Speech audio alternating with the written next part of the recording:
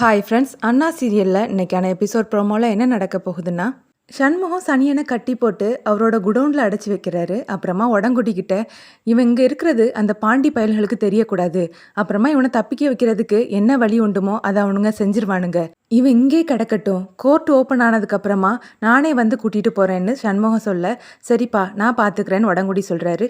உடங்குடி அவரோட ஒய்ஃப் கிட்ட ஃபோனில் பேசிட்டு இருக்கும்போது சனியன் கண் திறந்து பார்க்குறாரு. அப்புறமா அங்கே இருக்கக்கூடிய ஒரு கட்டையை எடுத்து உடங்குடியுடைய தலையில் அடித்து போட்டுட்டு தப்பிச்சு போயிடுறாரு.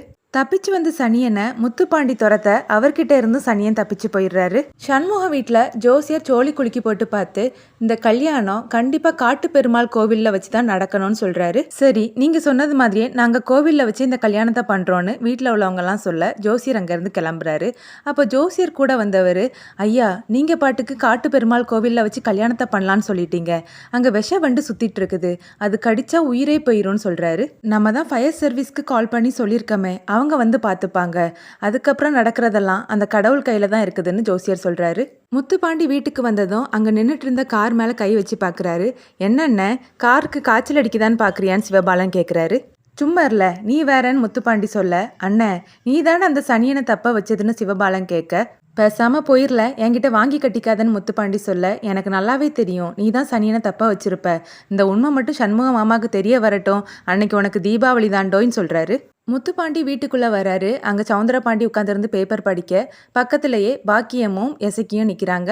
என்ன ஆச்சுதுன்னு பாக்கியம் கேட்க, என்னதான் வேட்டையாடுறதுக்கு 3 புலி போனாலும் அங்கே ஒரு நரி புகுந்ததுன்னா ஆட்டத்தை களைச்சி விடுமா, அதே மாதிரி அந்த சனியனை ஒரு அயோக்கிய பையன் உள்ளே புகுந்து காப்பாற்றி விட்டுட்டான்னு சொல்கிறாரு. நீங்கள் யாரை சொல்கிறீங்கன்னு இப்போ எனக்கு நல்லாவே புரியுது மாமா, நீங்கள் கிளம்பி போனதுக்கப்புறமா இங்கே இருக்கக்கூடிய ஒருத்தர் அவசரமாக கார் எடுத்துகிட்டு கிளம்பி போனார், அவர் தானே அதுக்கு காரணம்னு எசக்கி கேட்குறாங்க. முத்துப்பாண்டி சவுந்தரபாண்டியை பார்த்து, எதுவும் காதில் விழாதது மாதிரி உட்காந்துருக்காதீங்க, நீங்கள் தான் எல்லாத்துக்கும் காரணம்னு எனக்கு தெரியும்னு சொல்ல, சவுந்தரபாண்டி ஃப்ளாஷ்பேக்கில் என்ன நடந்துங்கிறத யோசிச்சு பார்க்குறாரு. சனியை அழுதுட்டு இருக்காரு. அதான் உன்னை காப்பாற்றிட்டேன்ல, அப்புறம் எதுக்காகல அழுதுட்டு இருக்கேன்னு சவுந்தரபாண்டி கேட்க, எத்தனை நாளைக்கு தான் நான் இப்படி அனாதையாகவே திரிஞ்சிட்டு இருக்கிறது ஐயா, முதல்ல அந்த சண்முகம் மட்டும்தான் என்னை தேடிட்டு இருந்தான், இப்போ சின்னையாவும் அது கூட சேர்ந்துட்டாரு, இவங்க 2 பேர் கையிலையும் மாட்டாமல் நான் எத்தனை நாள் தப்ப முடியும்னு கேட்க, நீ உயிரோடு இருக்கிறது எனக்கும் ஆபத்து தான்ல, அதனால நீ செத்துப்போன்னு சவுந்தரபாண்டி அவருடைய மனசில் நினச்சிட்டு அவர் பின்னாடி மறைச்சி வச்சுருந்த கன்னை எடுக்கிறாரு.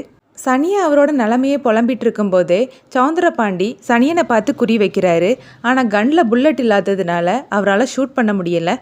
துப்பாக்கியில் குண்டு இருக்கா இல்லையான்னு கவனிக்காமே வந்துட்டேனே, இந்த சனியன் தப்பிச்சிட்டானேன்னு நினைக்கிறாரு. அப்புறமா சனியன்கிட்ட, நீ எங்கேயும் போக வேண்டாம், இந்த ஊருக்குள்ளேயே மாறு வேஷத்தில் சுற்றிட்டு இருன்னு சொல்கிறாரு.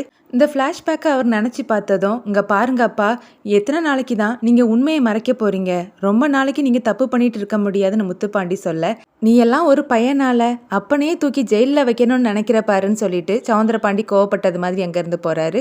பரணி சண்முகத்துக்கிட்ட கல்யாணத்தை நம்ம கோவிலில் தான் பண்ண போகிறோன்னு அம்மா கிட்ட சொல்லிட்டியான்னு கேட்க, இப்போவே கால் பண்ணுறேன்னு சண்முகம் கால் பண்ண போகிறாரு. நீ என் அண்ணனுக்கு தான் கால் பண்ணணும், அவன் தான் இப்போ அந்த வீட்டோட பெரிய மனுஷன் சொல்கிறாங்க. சரின்னு சொல்லிட்டு சண்முகமும் கால் பண்ணுறாரு. முத்துப்பாண்டி ஃபோனை கொண்டு போய் பாக்கியத்துக்கிட்ட கொடுக்க, யாரில் உன் ஃபோனுக்கு பண்ணி என்கிட்ட பேசணும்னு சொல்கிறதுன்னு பாக்கியம் கேட்குறாங்க. எல்லாம் உன் மகளும் மருமகனும் தான், ஏதோ முக்கியமான விஷயம் பேசணுமான்னு சொல்லி முத்துப்பாண்டி ஃபோனை கொடுக்குறாரு. அப்போ பாக்கியம் ஸ்பீக்கரில் போடுறாங்க, கூடவே எசக்கியும் நிற்கிறாங்க. கல்யாணத்தை இப்படி நாங்கள் கோவிலில் வச்சுருக்கோமான்னு பரணி சொல்ல, ரொம்ப சந்தோஷம்னு பாக்கியம் சொல்கிறாங்க. இது எல்லாத்தையும் சவுந்தரபாண்டி தள்ளி நின்று கேட்டுட்டு நிற்கிறாரு. ஓ, மலைக்கோவிலில் வச்சு கல்யாணத்தை பண்ண போகிறீங்களா, அந்த கல்யாணம் எப்படி நடக்குதுன்னு நானும் பார்க்குறேன்னு நினைக்க இந்த எபிசோட் முடியுது.